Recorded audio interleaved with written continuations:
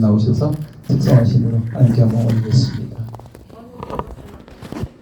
301장, 301, 301, 301, 302. 지금 그렇지.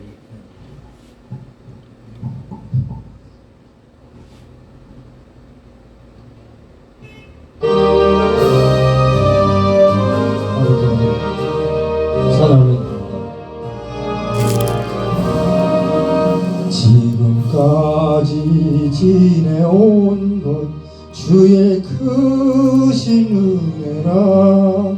한이 없는 주의 사랑 어찌로 말하랴. 자나깨나 주의 손이 항상 살펴주시고 모든 일을 주 안에서 형통하게 하시네. 몸도 마음도 연약하나 새 힘받아 살았네. 물붓듯이 부으시는 주의 은혜 족하다. 사랑 없는 거리에나 험한 산길 헤맬 때 주의 손을 굳게 잡고 찬송하며 가리라. 주님 다시 배올 날이 날로 날로 다가와 무거운 짐 주께 맡겨 벗을 날도 멀잖네.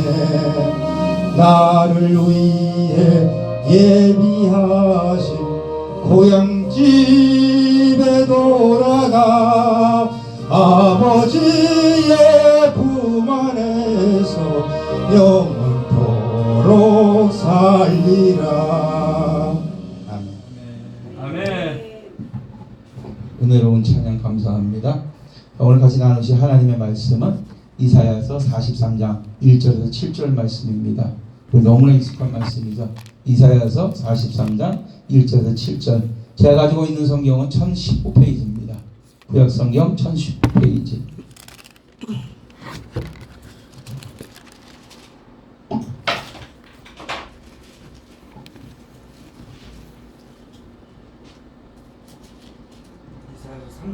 예, 이사야서 43장입니다. 1019페이지.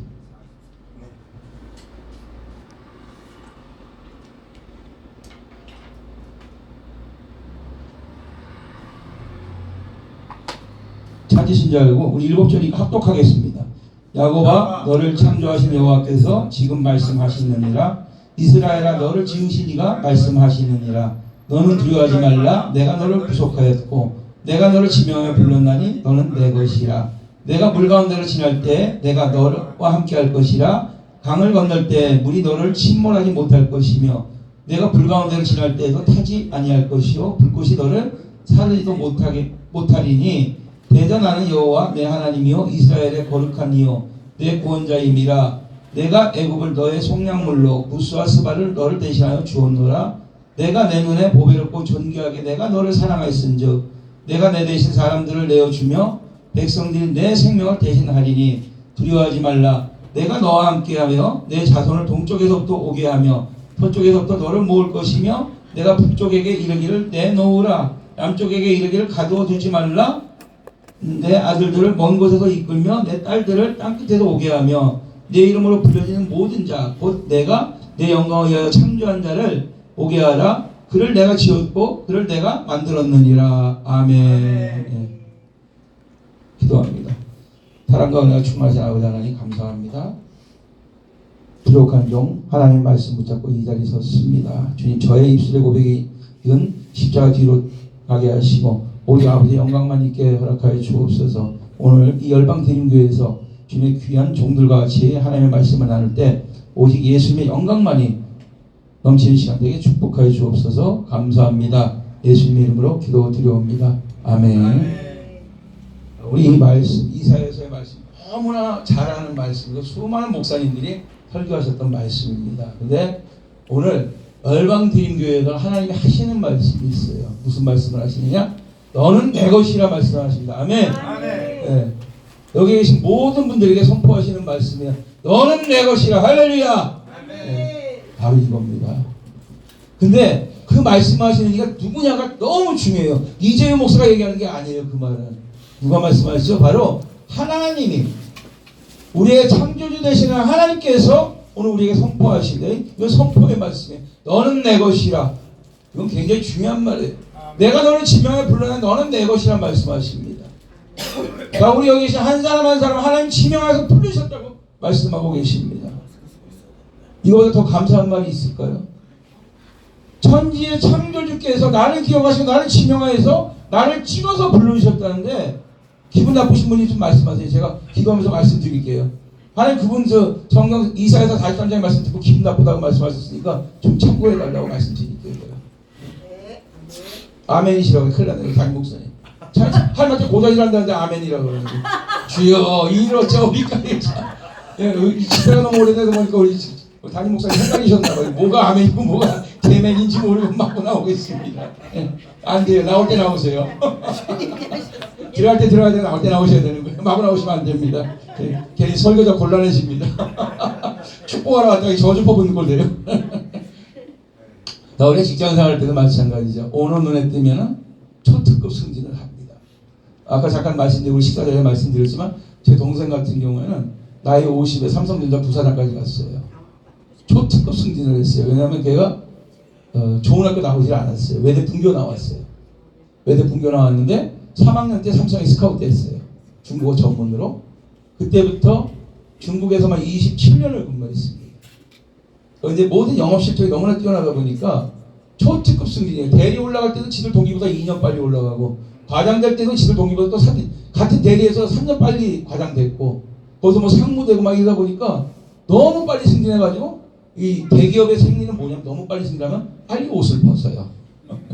56에 부사장직을 끝으로 옷을 벗었습니다. 근데 이걸 제가 이 말씀을 드리냐면, 동생의 실적이 뛰어나니까 삼성 오너진에서 걔를 찍었어요. 쟤 지켜보고 어느 순간 기회가 되면 승진을 시켜줍니다. 마찬가지 우리를 지명한 자가 누구냐에 바로 세상 사람도 이렇게 지명을 당하면은 빨리 출세라는데, 우리를 지명하신 분은 만유의 주님이신 하나님께서 우리를 지명하셨다는 거예요. 얼마나 감사하고 기쁜 일입니까? 할렐루야. 네. 그러기에 내가 이거 정체성, 아이덴티티가 정확해야 돼요. 나는 누구의 아들이다, 누구의 딸이다. 어디 나가가지고 자네 부모님 조남이 어떻게 되시는가 그러면 이렇게 우리 이름 말하잖아요. 근데 내 아버지 이름이 뭔데 그러면서 말을 주저주저하는 사람이 있어요. 왜? 자기 아버지 뭐 연탄 배달이나 하고 뭐 넉마주의 하고 있으면 지네 아버지 신분할까봐 주저주저하는데 못된 놈이죠. 나를 이 땅에 있게 해준 사람이 누군데요? 어머니 아버지 아닙니까? 네, 그분의 이름을 왜 두려워합니까? 누가 뭐라 그래도 그분의 이름은 존귀한 이름입니다. 할렐루야. 근데 더군다나 이 땅에 있게 해주신 그분, 그 여호와, 그 하나님을 우리가 그 이름을 높여드리는 건 당연한 거예요. 근데 그분이 오늘 말씀하세요. 내가 너를 지명하여 부르면 너는 내 것이라 말합니다. 우리 말 하나님의 자녀임을 선포하는 굉장히 귀한 시간인 거예요. 자, 근데 오늘 1절에 보니까 야곱아 너를 창조하신 여호와께서 이제 말씀하시느니라 이랬는데, 여기서 야곱이라는 이름이 나오고 그 뒤에 또 이스라엘이라는 이름이 나옵니다. 이 야곱의 의미가 뭡니까? 발 뒤꿈치를 잡은 자라는 뜻입니다. 어머니 사라의 뱃속에서, 리브가의 뱃속, 큰일 날 뻔했네. 할머니 뱃속도 잠깐 이거 완전히 애기 보고 있다 잠깐 순간적으로 헷갈렸어요. 네, 천조가 있는 바람에 그 애기보다 잠깐 헷갈렸으니까 할머니하고 엄마하고 헷갈려 버렸어.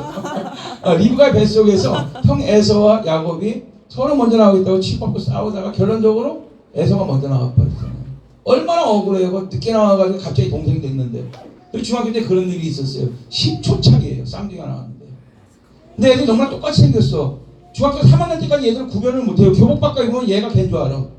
이게 혼란. 담임 선생도 헷갈려요. 심지어 예전에 걔가 그런 말 하더라고. 지네 엄마 아버지도 가끔 헷갈린대. 엉뚱한 이름 부른대요. 너무 똑같이 생겼어. 근데 10초 차인데 맨날 둘이 싸우는 거야.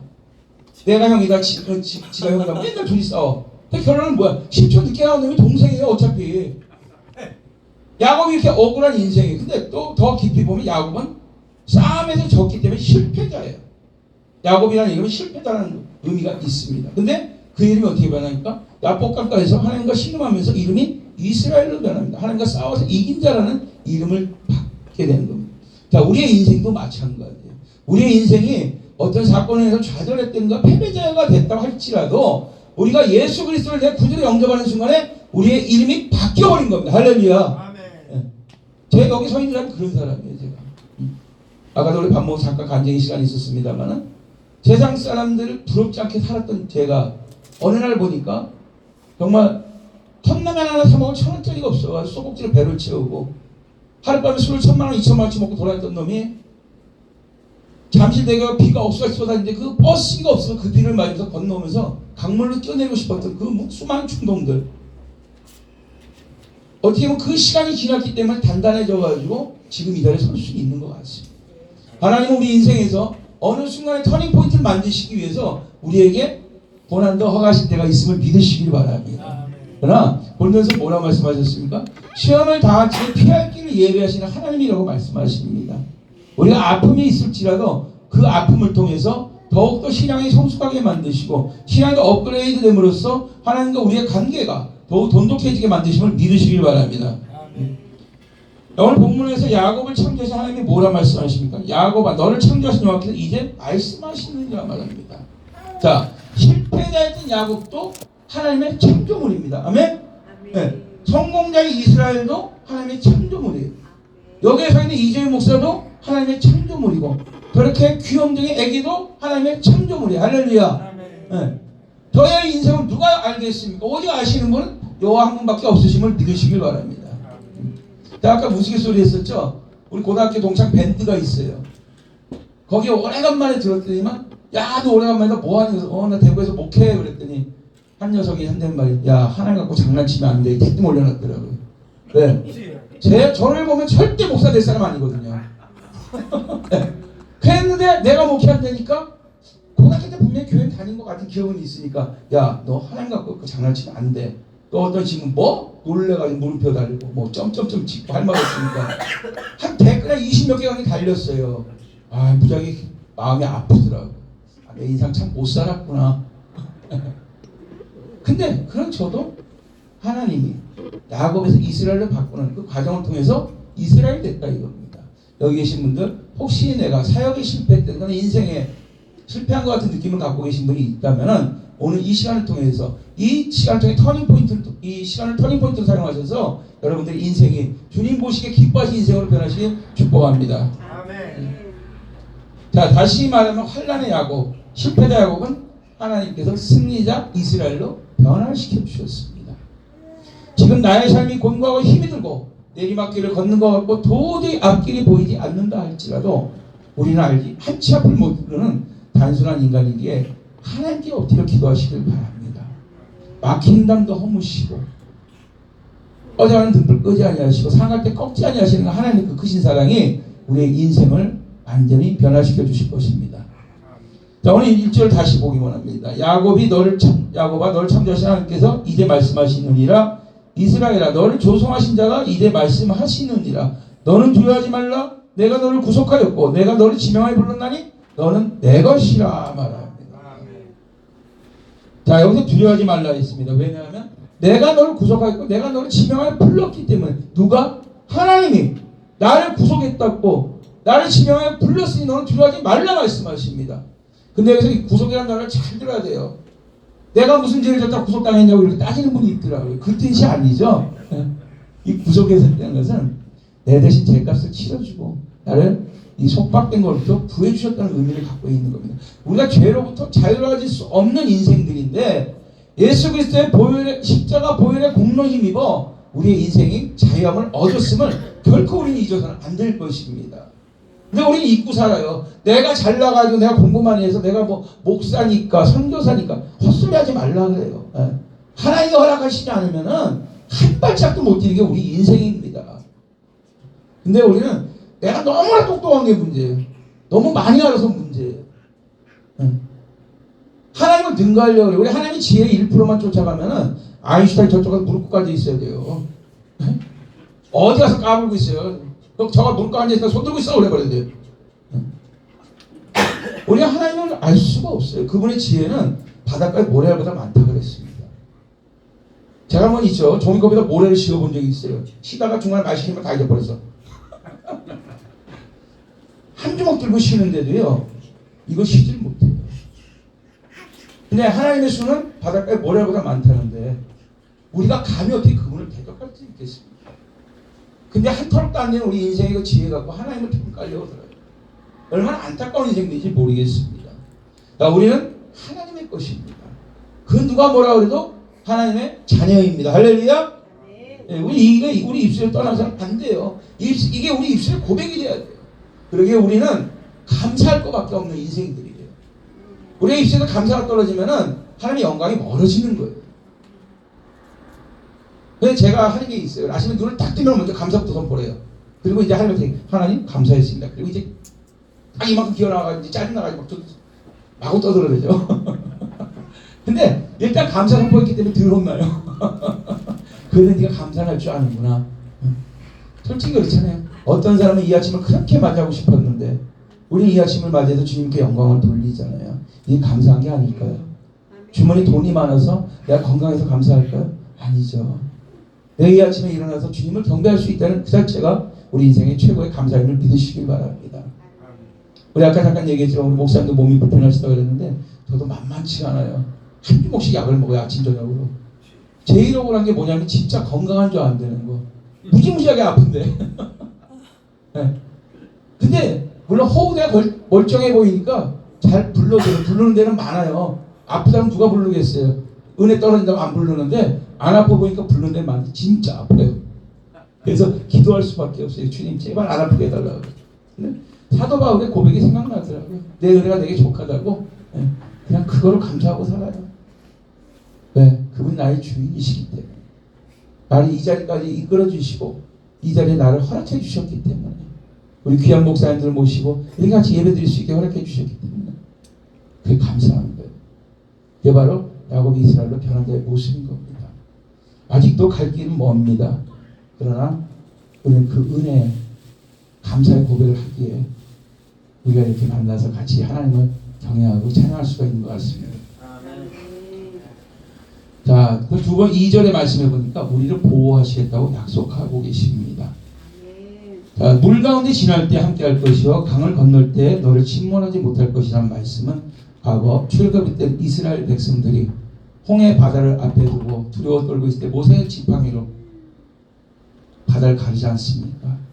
그때 어떤 지리학자가 연구를 했는데 그 폭이 우리가 상상하는 이상의 그런 폭이라고 하더라고요. 감히 상상할 수 없는 어마어마한 폭으로 이 바다가 갈라졌다는 겁니다.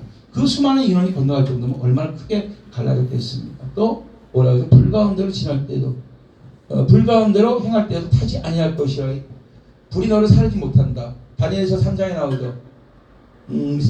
다니엘의 친구 사드락과 메섹과 아벳느고가 병정들에 이끌려서 7배나 뜨거운 풀무불로 끌려갑니다. 근데 그를 이끌고 갔던 병정은 불에 타 죽어요. 바이런이죠. 네. 그를 이끌고 갔던 병정은 불에 타 죽었는데 이 세 사람은 풀무불 안에서 셋이 들어가는데 4명이 운행을 했다고 합니다. 한 사람이 누굴까요? 바로 성령이 함께 하셨다고. 성령이 함께 하실 때는 7배나 뜨거운 풀무불에서 그들이 머리털이 하나 타지 않고 옷이 한 장 상하지 않았다고 기록을 합니다. 뭘까요? 하나님의 보호 안에 있으면은 그 어떤 경우에도 그분이 우리를 지켜주신다는 할렐루야. 우리 이런 믿음을 갖고 선포하고 나가야 되는데 뭐가 조금만 어려우면 에이고 하나님은 나만 미워한다는 등 뭐 그분이 어디 계시는 등 온갖 잡소리 다 떠들어가 시끄러워서 못 살겠어요. 남 얘기하는 게 제 얘기하는 거예요. 제가 그래요 제가. 이런 하나님이 나와 함께 하신다는 겁니다. 이처럼 하나님께서는 너는 내 것이라 인치신 다음에 불 가운데서도 물속에서도 우리를 보호하시겠다고 약속하고 계십니다. 이런 하나님의 그 크신 사랑은 매일같이 묵상하시길 바랍니다. 매 순간순간 뭘 하든 간에 나와 함께하는 하나님을 느끼시길 바랍니다.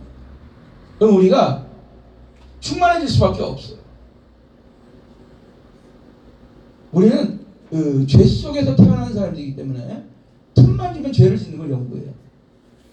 안 하려고 해도 이미 내 머릿속에서 죄가 뺑글뺑글 돌아가고 있어. 어찌게 하면 저걸 이게 먼저 와. 특히 저도 요즘 그래서 차를 잘 안 끌고 다니려고 그러는데 이 핸들을 잡으면 굉장히 거칠어져요. 평상시에 거친데 플러스 알파가 더 거칠어지니까 어떤 때는 제 입에다 마우스 피스를 껴야 되나 막 이런 고민을 많이 해요. 이게 무슨 소리가 나갈지 몰라가지고 제가 불안해요. 압구정동 소망교회 원로 목사님이신 박선희 목사님이 이제 압구정동 소망교회 하실 때 대학부하고 청년부를 거기 있었거든요. 근데 목사님 그런 말씀을 하시더라고요. 어느 예배 시간에 대예배 시간에 내가 차를 없애버렸습니다. 그래서 다 놀랐어요. 아니 목사님 왜 차를 갑자기 없애셨을까? 머큐리인가 기아의 머큐리 있죠? 그게 나왔을 때인데 장면들이 해드렸는데 며칠 안 된 걸 기억할 때 차를 없애버리실 때 그래서 뭔 일이 있나 다 궁금했어요. 예배 시간에. 그때 하시는 말씀, 내가 운전하는 그 앞에 확 치고 들어오는데 갑자기 나도 모르게 확 나가더래. 다 전 교인 다 충격했어. 우리 목사님 그런 소리 모를 줄 알았는데 다 멘붕이 온 거예요. 순간적으로. 그리고 목사님 말씀하신 이 자리에서 내가 말하는 건 내가 회개하기 위해서 그럽니다. 내가 하나님의 말씀에 붙잡혀 산다 그랬는데 나도 모르게 툭 나가더래. 그래서 결론을 내렸대요. 그럼 바로 차를 옆에 세우고 차를 이제 없애버려야겠다. 운전을 안 하면 내가 절대 그런 실수 안 하니까 그 차를 없앴대요. 그렇죠. 장애가 걸려가 장로님 비상이 걸리고 장로님 들어가지고 방법이 없다. 기사를 때리자. 기사를 갖다 붙여드리는 거예요. 목사님 욕하면 안 되니까. 우리 각선이 목사님 욕을 하면 어떻게 되겠냐. 목사님 입을 더럽게 할 수 없다. 우리 성결하신 분은 계단 지켜 보호하기 위해서 기사를 붙여드렸어요. 목사님 그 다음 주에 말씀하셨어요. 기사가 오니까 제가 욕을 안 하게 됩니다. 근데 하나님께서 아직 재물을 안 주셔서 저는 기사가 없잖아요. 제가 운전해야 되니까 나도 모르게 날라가는데 이거 어떻게 합니까? 이게 보통 고민이 아니에요. 매번 그러나 저녁 때마다 무릎 꿇고 회개합니다. 주님 언제나 이 거친 소리 입에 떠나갑니까? 솔직한 고백이에요. 근데도 그럴지라도 하나님은 우리의 마음의 중심을 보시기에 내가 그것 때문에 괴로워하고 눈물 흘리는 걸 아시기에 하나님은 나를 사랑하신다고 말씀하시고 여기 계신 모든 분들은 사랑하신다고 이 시간 고백하고 계십니다. 할렐루야. 우리는 그 사랑의 단어를 기뻐해야 돼요. 에로스적인 사랑이 아니라 플라토닉? 아니죠. 우리는 로고스의 사랑을 하죠. 하나님의 사랑은 한없는 사랑입니다. 우리가 뭐 이제 자손들을 보면 내리 사랑이라고 그러는데 하나님은 내리 사랑이 아니에요. 나를 사랑하시는 분입니다. 아멘. 그만 믿으시면 오늘 할 말 다 했어요. 별로 할 말도 없어요. 자, 3절에 말씀하시죠. 애굽을 너의 종량물로 구스와 스바를 너를 대신하여 주어노라 말입니다. 과거의 이스라엘은 선민이라고 했어요. 선민 사상이 지금도 젖어 있고 이들은 타 민족을 아주 터부시하는 그런 습관들이 있어요. 우리는 선민이다. 우리는 하나님의 백성이다. 나만이 최고다 이런 게 있거든요. 근데 그들이 죄를 지었을 때 그들의 죄를 문책하시기도 하셨지만 애굽을 속량물로 줄 때 구스와 스바를 너를 대신하여 줬단 말은 타 민족을 통해서도 그들을 깨우치기 위해서 어떤 때는 채찍으로 사용하시기도 하고 어떤 때는 그들의 희생을 통해서도 그들을 깨우치기도 하시고 하나님은 그렇게 우리에게 사랑을 표현하시는 분이에요. 감히 우리가 감당할 수 없는 그 큰 사랑 우리에게 보여주시는 분입니다. 애기가 왔다 갔다 하니까 제 애기한테 눈이 자꾸만 팔려가지고 너무 이뻐가지고 쟤만 자꾸만 큰일 났네. 이거 원고 봐야 되는데 이거 보통 눈치가 아니에요. 자, 우리가 얼마나 대단한 존재이기에 하나님께서 애굽이란 그 강대국가 구스와 스바를 우리 위해서 대신해 주셨을까요? 그건 바로 우리가 너무나 보배롭고 존귀한 존재이기 때문에 그렇습니다. 하나님은 우리를 보배롭고 존귀한 존재라고 말씀하십니다. 한 영혼이 온 천하보다 귀하다고 말씀하십니다. 온 천하보다 귀한 그 한 영혼이 여기 지금 몇 명입니까? 아유 난리 났습니다. 저희 교회보다 더 많은 인원이 앉아 있습니다. 네, 감당할 수 없는 은혜를 제가 느끼고 있습니다. 이 자리에. 네, 그만큼 우리를 사랑하시는 분이에요. 그 어떤 것도 우리가 바꿀 수 없다는 말씀을 하십니다. 말씀이 육신이 되어 이 땅에 오셔서 우리의 죄악과 허물을 대신해서 십자가에 죽어 달려 돌아가시기까지 우리를 사랑하신 그 증거를 우리는 지금 이 시간 우리가 보고 느끼고 있는 것입니다. 할렐루야. 4절에 말씀하시죠. 내가 너를 보배롭고 존귀하게 여기고 너를 사랑하였은즉 이랬습니다. 하나님이 나를 보배롭고 존귀하게 여기고 사랑하셨다고 말씀하십니다. 하나님께서 나를 또 이 우리의 믿음을 그거는 전제 조건이 따라가요. 어떤 거? 바로 믿음을 보시는 겁니다. 그분을 향한 식지 않는, 영원히 꺼지지 않는 불같은 믿음을 바라보시는 겁니다. 그러기에 저는 여기 계신 모든 분들이 이 믿음을 다시 한번 회복하시고, 더 큰 거는 예배가 회복이 될 때 우리 안에 진정한 믿음이 회복이 되는 겁니다. 할렐루야. 우리 대한민국 교회가 코로나19 이 3년의 시기를 통해서 카타콤 예배를 드렸습니다.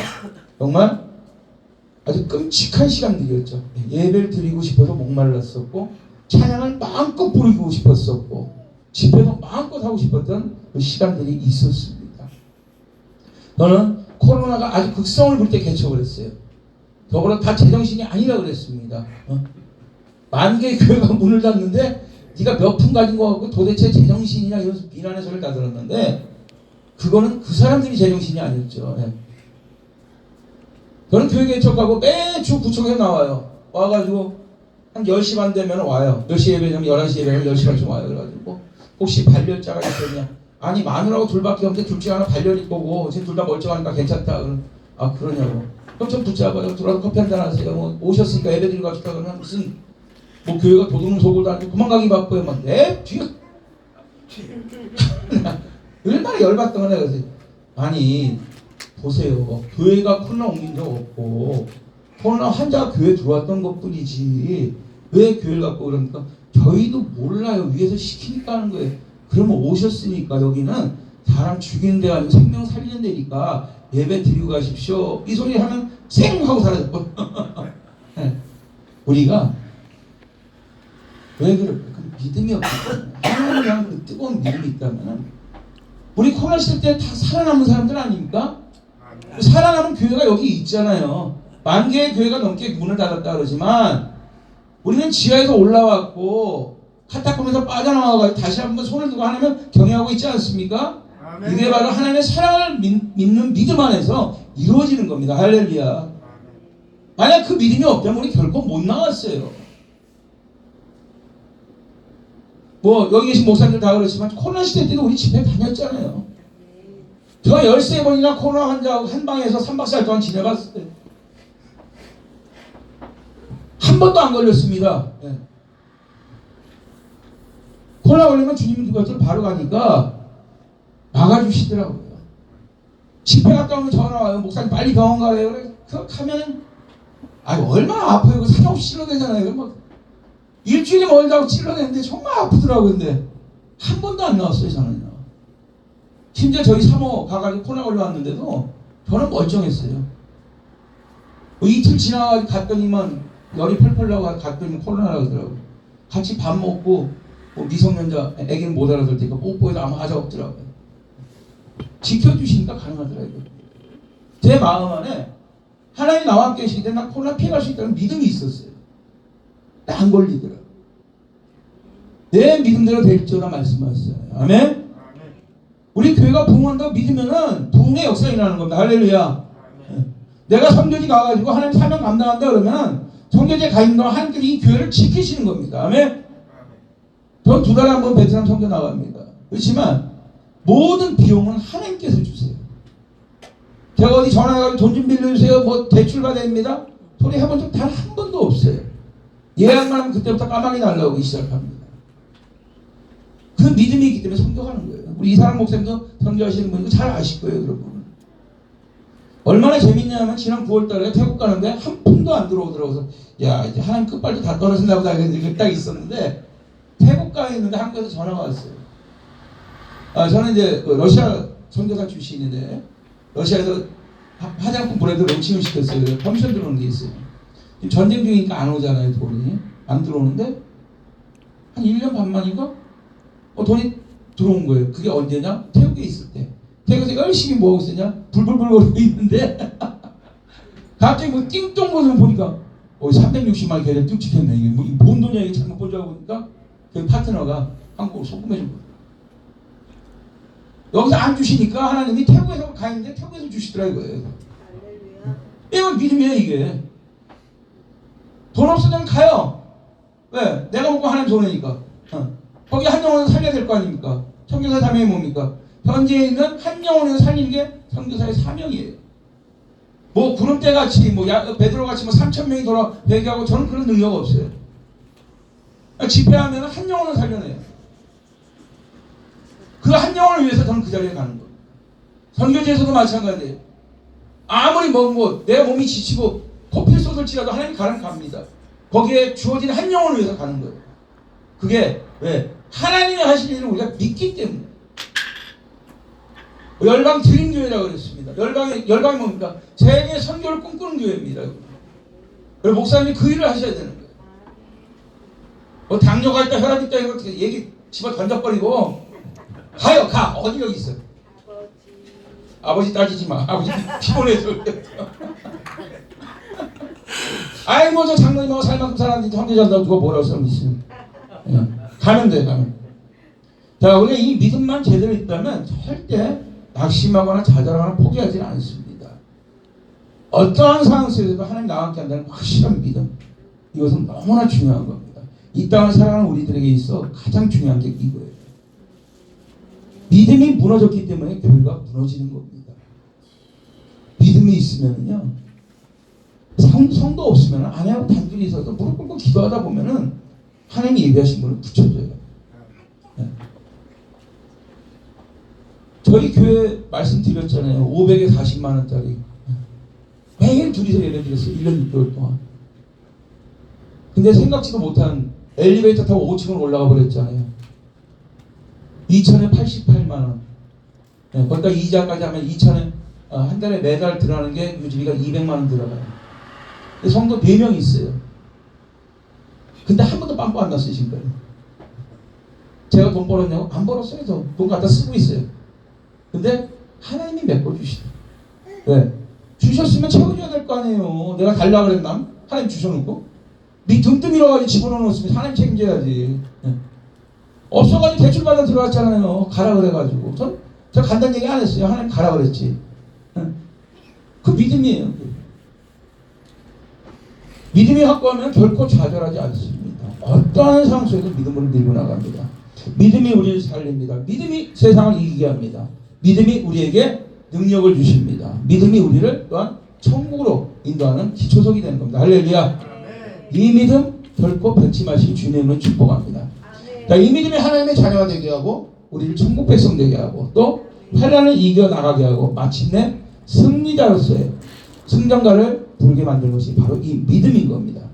그래서 우리 안에 믿음이 있는 자는 하나님이 아주 존귀하게 여기신다고 말씀하십니다. 오늘 자기 스스로 가슴에 손을 대고 내 안의 믿음은 어떤가 점검해 보시길 바랍니다. 나는 정말 예수를 내 구주라고 고백했지만 나는 어떤 믿음을 가지고 있는가 내 스스로 한번 셀프 체크해 보시길 바랍니다. 그래서 내가 믿음이 연약한 자다 그러면은 하나님 앞에 하나님 나도 강한 믿음 주세요. 부르짖고 기도하세요. 그럴 때 하나님께서 내가 알지 못한 크고 은밀한 일을 행하신다고 예레미야 33장 3절에 말씀하고 있지 않습니까? 하나님 내가 부르짖는 대로 내 귀에 들리는 대로 내가 행하리라 말씀하셨던 그 하나님의 역사가 오늘 이 시간 이곳에 임하신 주님의 이름으로 축복합니다. 할렐루야. 그거예요. 그것만 믿으면 내가 어떤 모습이든 내가 거렁뱅이든 뭐 보레든 같은 집에 살 때도 다 중요한 게 아니에요. 하나님을 향한 그 믿음만 있으면은 우리 천국 백성이라는 거예요. 천국 함부로 가는 곳 아닙니다. 마음으로 다 들어갈 수 있는 곳 아닙니다. 부름받은 자는 많으나 택정받은 자는 적은 것입니다. 그러기에 그 한 영혼이 돼서 하나님이 예비하신 그 한 영혼이 돼서 우리가 청문을 뚫고 들어가야 되는 거예요. 침노하는 자가 되시길 주님의 이름으로 축복합니다. 그래서 내 자리 차지해야죠. 우리가 어딘가 행사 같은 거 할 때 막 뛰어들어가잖아요. 왜? 의자 앉으려고. 그 못 앉으면 서서 보던가 쫓겨나니까. 똑같아요. 천국도. 뛰어들어가는 자만이 그 천국에 들어가는 거예요. 아이고 나는 뭐 어차피 예수 믿었으니까 내 거 준비 다 됐어. 랄랄라. 룰룰루. 나중에 피눈물 쏟습니다. 그러지 마시고 믿음 회복하시고 주 안에서 승리하시길 바랍니다.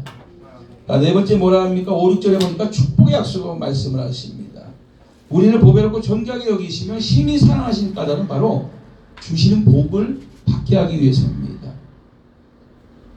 여기서 동서 북남이 나옵니다. 제가 이거 보면서 왜 성경에 동서 가장 거기까지 잘 갔는데 우리 남북으로 배웠는데 북남이 나옵니다. 참 참 재미있죠? 네. 동쪽이 뭡니까? 해 뜨는 곳입니다. 해가 쫙 올라옵니다. 우리 얼마 있을 때 한 달 좀 지나면은 한 달 하루 남았나요? 이제 정동진에 개떼같이 몰려갑니다. 해돋이 본다고. 개떼같이 몰려가 하는 게 뭐예요? 해 뜨는데 햇님 나의 1년 소원이 뭡니다. 뭐 어쩌고 떠들어요. 예. 그 시간에 우리 뭐합니까? 송구영신 예배 드리기 바쁩니다. 잠 안 자고. 예. 철회를 하면서 송구영신 예배 드리고 말씀 카드 뽑아가지고 딱 뽑았는데 자기가 너무나 원하는 말씀 할렐루야 춤을 추는데 말씀이 슬픈 거 가슴에 찔리는 말씀 뽑으면 그때부터 우고지상이 돼가지고 주여 왜 하필 저를 갖고 이러십니까? 정말 말씀 카드 뽑을 때마다 강대상에서 제 마음이 너무 어려워요. 제발 좀 좋은 거 뽑아라. 돌아서면서 이마에 주름 잡히고 그러면 같이 어두워져요. 제가 기도합니다.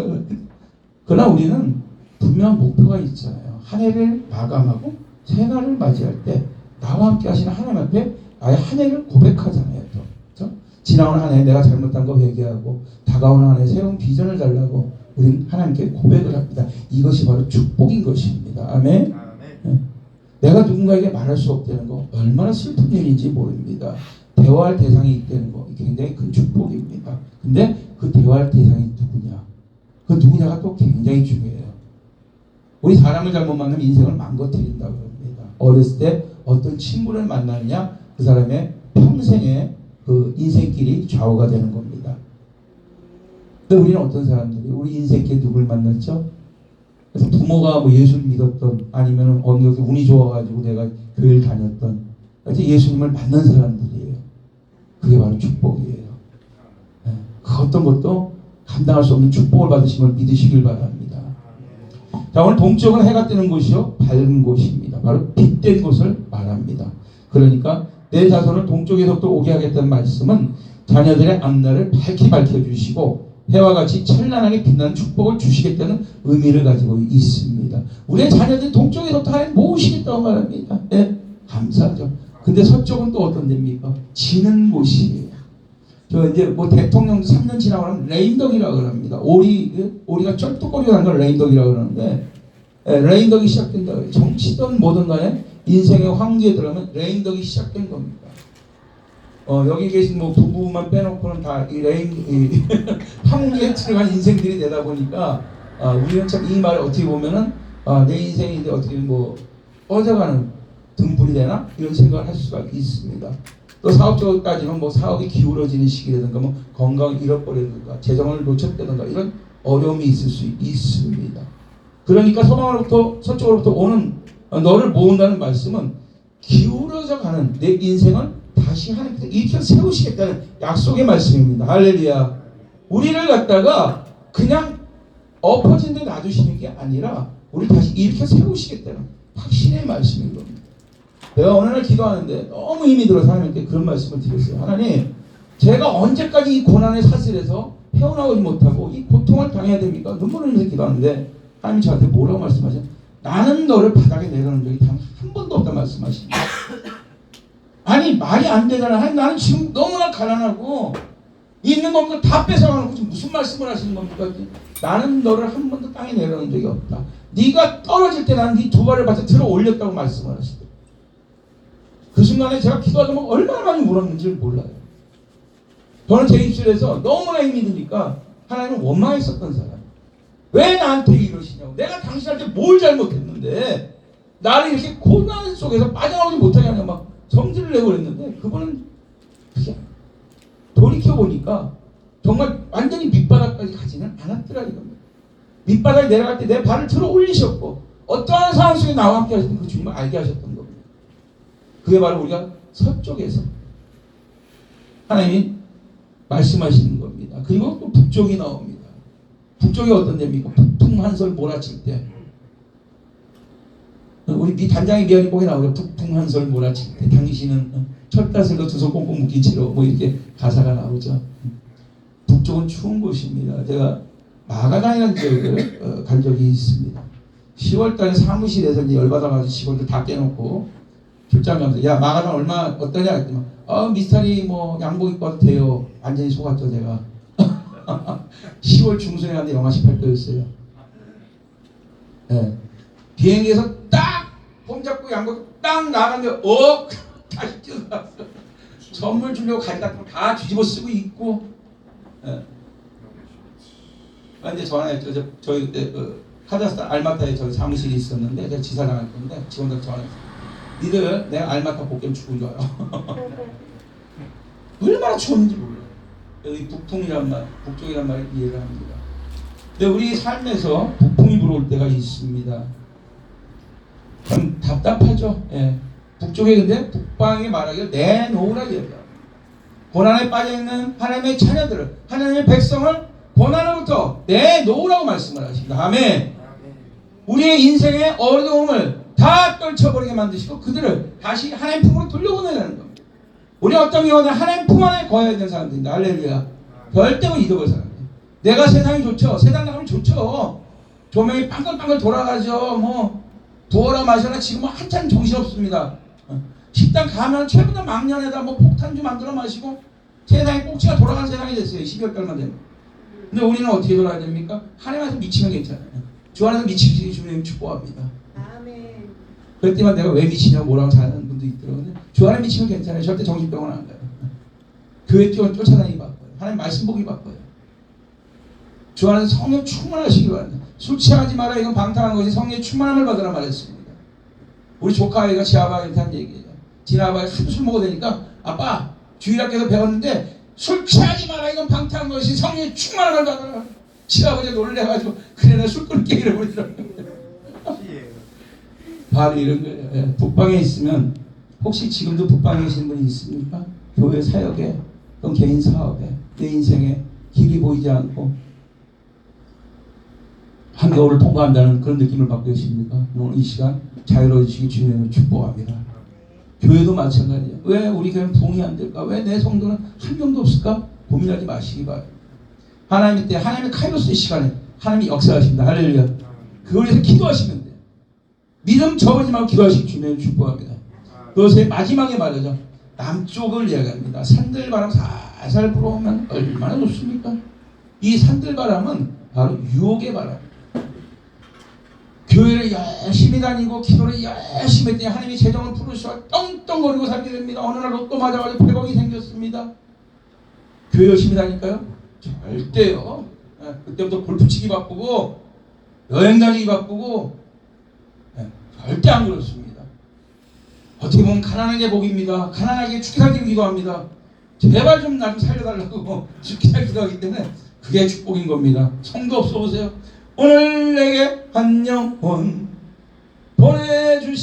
보내주시옵소서. 개척교회처럼 이 찬양 안 부르면서 울지 않는 목사님 없을 겁니다. 아마. 저도 허겁날 울었습니다. 허겁날 주님.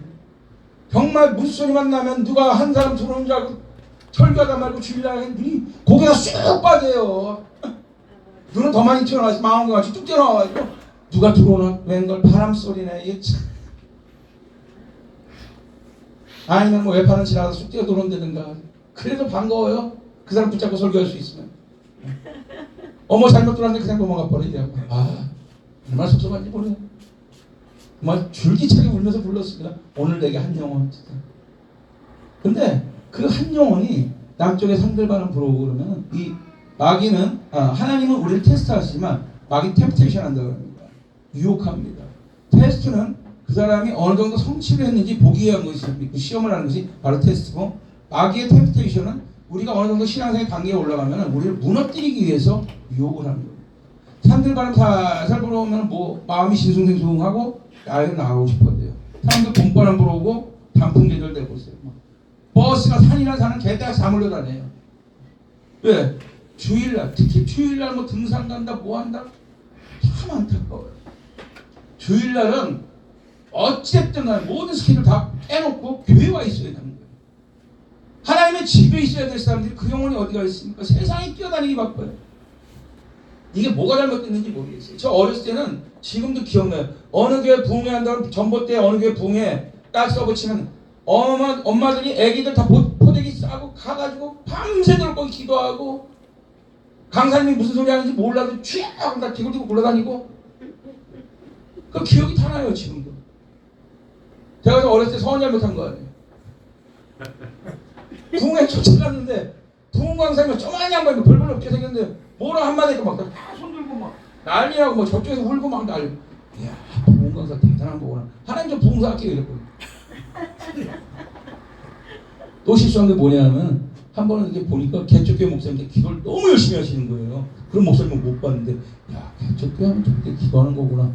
하나님 개척교회 할게요.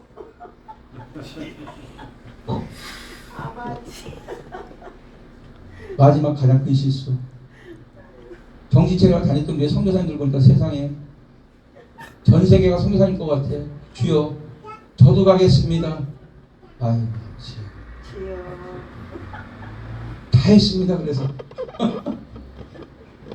이제 천국 가는 건 남았는데 이제 천국은 아직 안 받아주시더라고요. 그래서 지금 버티고 있어요. 4번 갈 뻔했어요. 심장마비 일으켜가지고 며칠 만에 깨어난 적도 있었고, 근데 갔더니만 오지 말라고 걷어차는 말 다시 쫓겨나가지고 다시 돌아오긴 했습니다. 아직 오지 말 때가 아직 안 됐다고 말씀하시더라고요. 네, 거기만 사모하고 있습니다. 남은 건데 거긴데 하나님 왜 제가 이 말씀을 드리냐면 우리가 이 유혹에 참 잘 넘어가요. 저도 좀 유혹에 굉장히 약하고 귀가 얇다 그러잖아요. 근데 이 마귀는 얼마나 간교하게 우리를 속이는지 몰라요. 진짜 하나님의 말씀같이 옆에 사근사근하면 그게 정답인 줄 알고 홀딱 넘어가 버리는데 절대로 하면 안 돼요. 제가 이 유혹에 대한 간증을 잠깐 할까 합니다. 내가 하나님을 만나고 나가지고 알코올 중독에서 벗어났어요. 그건 술을 너무너무 사랑했거든요. 정말 안 믿으실런지 모르겠지만 여기 인천이잖아요. 목사님. 인천이죠 여기요. 네. 여러분들에서 앉아가지고 19병 먹은 적 있어요. 쥐포 3마리 갖다 놓고 그 병 뭐를 19병 먹었는지 말씀 안 드릴게요. 열이 좀 나가지고 바다를 보면서 뛰어들까 말까 하면서 19병을 먹었어요. 쥐포 3마리 갖다 놓고 기본 9병이에요 내가. 근데 하나님이 아예 못 먹게 만들어 버렸어요. 신대원 다니면서 이걸 한 거예요. 못 끊어가지고. 신대원 다니면서 이걸 했는데 어느 날 먹고 들어왔는데 머리가 너무 아프기 시작한데 대한민국에 나온 두통약을 제가 다 먹었어요. 근데 안 돼. 이틀 동안 땅바닥을 머리를 못 들어 땅바닥을 밀고 다녔어요. 화장실 갈 때 밀고 가고. 그러다 머리에서 퍼뜩 떠오르는 게 그 살던 집 밑에 교회가 있었거든요. 그래서 목사님이 제가 신대원생인 걸 아니까 나이 많이 들어서 신대원을 받기 때문에 키를 주셨어요. 그냥 전도사님 기도하고 싶을 때 내려가서 기도하세요. 그러고 키 갖고 있을 때 그 생각이 나 들어가서 딱 내려가 십자가 밑에가 딱 놓고 간다고 하나님 한 번만 살려주시면 절대로 술 안 먹겠습니다. 2시간 넘게 기도를 했던 것 같아요. 제가 근데 왜 술을 계속 신대원 다니면 먹었냐면 하나님이 뜨겁게 하나님 만났을 때 아예 입도 못 대게 만드셨댔어요. 술만 먹으면 다 토해버렸어요. 근데 어느 날 친구가 딱 만났는데 저녁을 먹는데 얘가 소주병에다 10만원짜리 딱 꼽아놓고 술 한 잔 꼽아놓고 야 너 이거 한 잔만 먹으면은 내가 10만원 줄게. 주머니 속에 100원짜리는 없는데 10만원짜리 딱 꼽아놓고 한 잔 먹으면 내가 무슨 일이 생기라 그러고 딱 했는데 세상에 꿀맛 그런 맛이 어딨어. 이게 목마른데 오아시스 만난 거네. 이거 완전히 이게. 저는 죄송한 얘기 잔술을 못해요. 남자분들 잔술이란 말 하죠. 조그만 잔술을 못해요. 크라스로 마시거든요. 술 갖다가 마지막 크라스 그때부터 부어라. 그게 바로 유혹이래요. 제가 이 유혹을 설명하기 위해서 말씀을 드립니다. 그리고 2시간 넘게 하나님 울고 기도했더니만 어느 순간인가 두통이 싹 사라져버렸어요. 그렇게 아팠거든요. 그리고 그 다음날 또 유혹이 또 들어왔는데 뭐냐면 호텔 결혼식장을 갔는데 와인샵에 지낸 거 아시죠? 와인을 샤베트 만들어 놓은 거예요. 이게 디저트 나온 거예요. 옆에 있는 양반이 뭐 안수집사리 한 분이 뭐 괜찮다고 먹으라는 거예요. 내가 순간 괜찮은가 하는데 머리가 앞뒤도 아파오는 거야. 와 죽는다 이거 먹었다가는. 하나님이 유혹이 뭔지 그때 알려주시더라고요. 만몬의 영은 엄청난 유혹입니다. 우리 목회자들이 많이 무너지는 게 바로 만몬 때문에 그러거든요. 만몬의 영은 우리를 망가뜨려요. 바로 그게 템테이션이에요. 정말 지독하게 유혹합니다. 생각해보세요. 하나님이 못 먹게 해가지고 먹으면 다 토하던 놈이 한 잔 먹다 뭔 일이 생길 줄 알겠냐. 근데 그게 넘어가더라고요. 그 다음부터는 어디 술자리 없나? 학교만 끝나면 술자리 없나? 이 생각이 머릿속에. 제가 만약 아직도 못 끊었다면 아마 들어가 있겠죠. 그렇게 내가 가장 약한 거예요. 내가 가장 넘어지기 쉬운, 내가 이걸 통과했다 생각하는 거 가지고 마귀는 우리를 유혹합니다. 제 친구 안수 집사에 있어요. 이 친구가 지금 한때 재산이 100억이 넘던 친구인데 이 친구도 말 안 들어가지고 두드러 맞아가지고 알거지가 됐어요. 알거지가 돼가지고 지금 또 신앙생활 한 15년 열심히 해가지고 어느 정도 궤도 올랐더니 내가 좀 좋아하는 부분이 우리하고는 틀려요.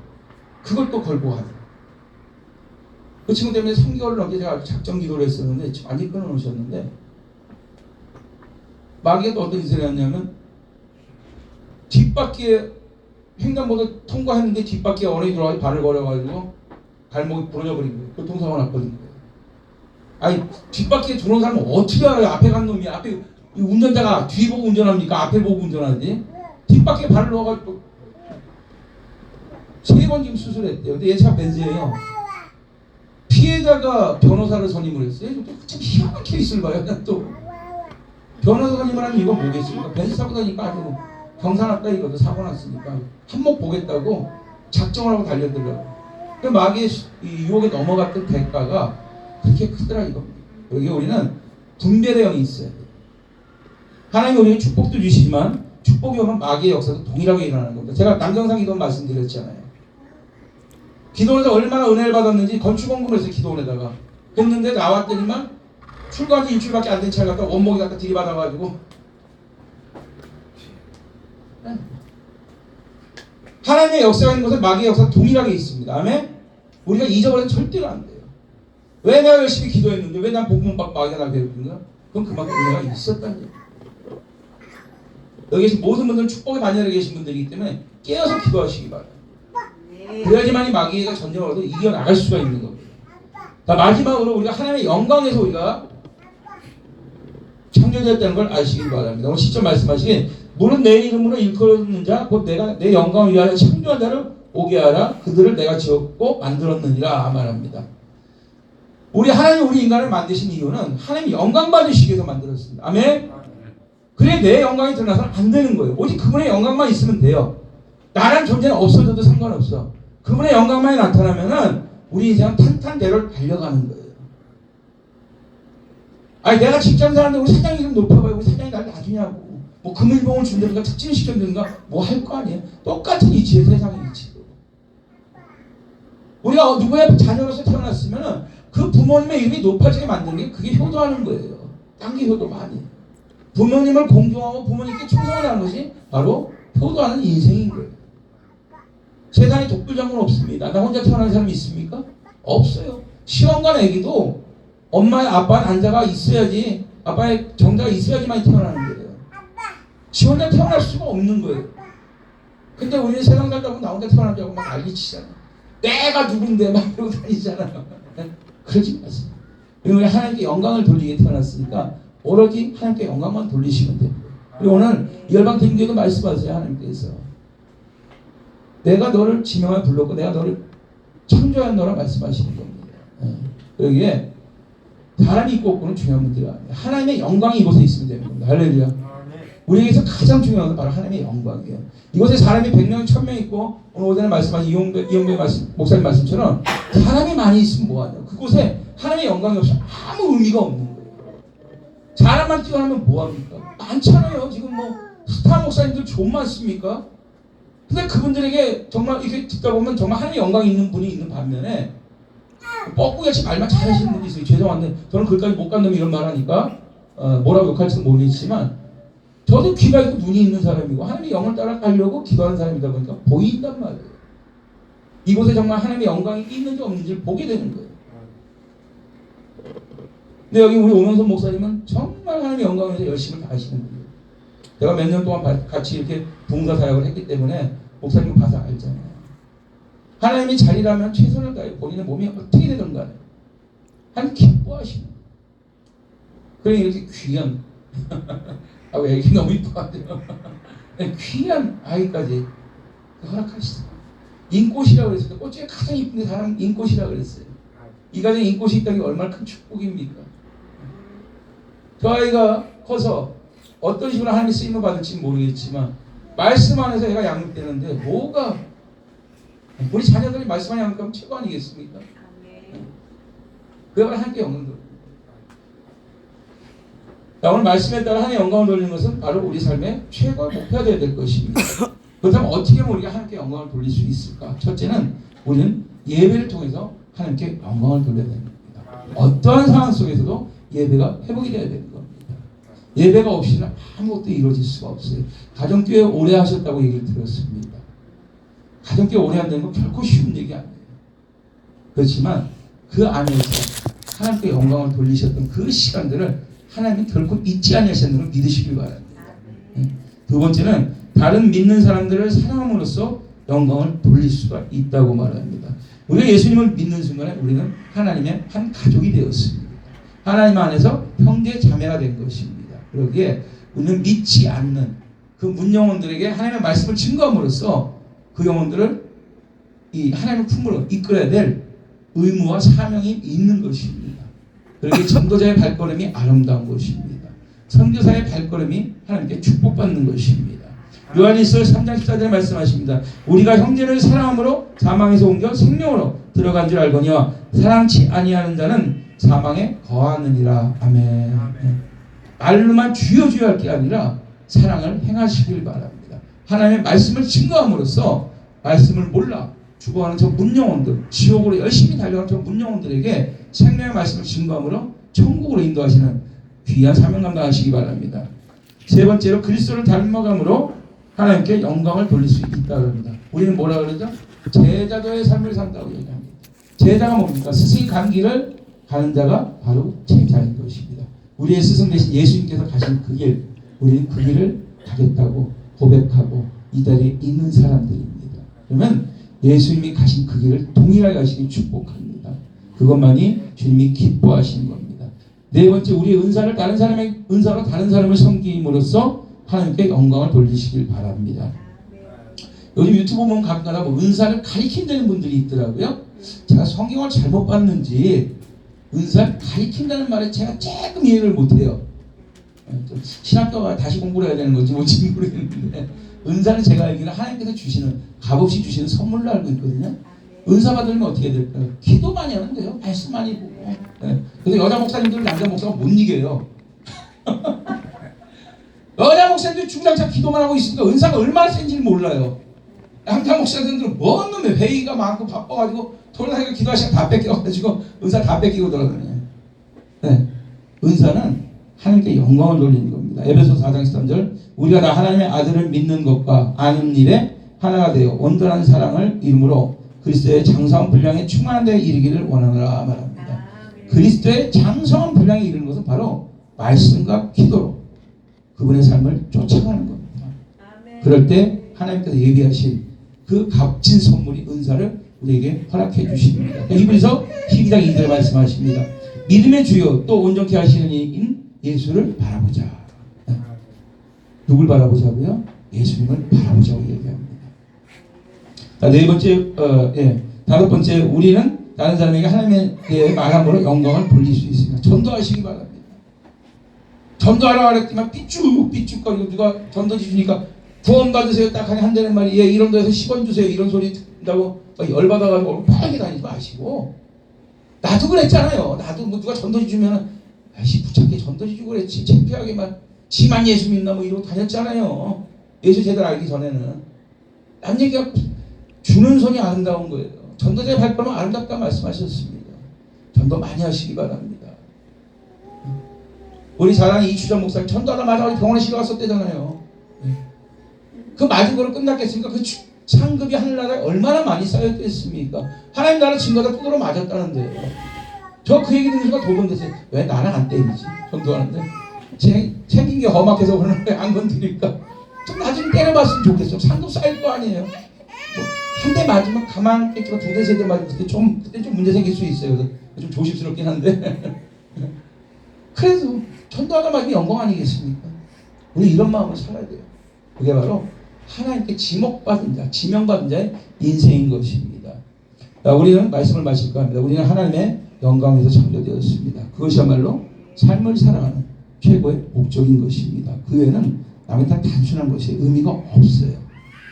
로마서 12장 2절에 말씀하시는 너희는 이 세대를 본받지 말고 오직 마음을 새롭게 함으로 변화를 받아 하나님이 선하시고 기뻐하시는 온전한 뜻이 무엇인지를 분별하도록 하라.